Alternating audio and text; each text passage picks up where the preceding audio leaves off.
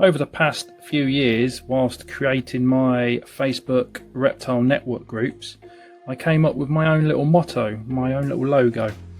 And I chose this motto because I feel that's how we should be keeping our reptiles and amphibians in this modern age of reptile keeping, where everything's evolving so fast.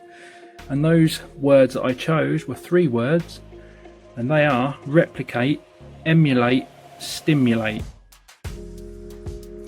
What I mean by this, basically replicate would be replicating their natural living conditions, so that they encounter day to day. So that would be like the substrate soils, plants, even go as far as getting the correct plants for the area, for the region of wherever your species comes from, logs, branches.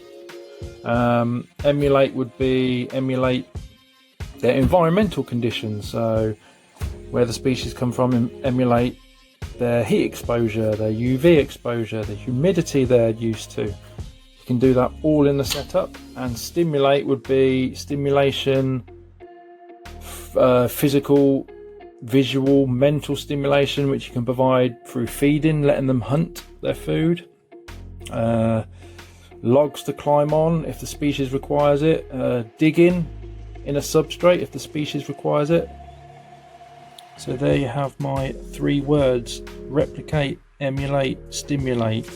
And these 3 words are not only my motto within my Facebook network groups, but also when designing my own enclosures.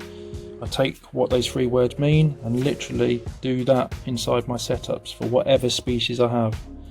And if you follow that example, you'll be well on your way for a well happy species. Just like Joe Balmassa here. He's happy in there. Under his UV. Happy chappy.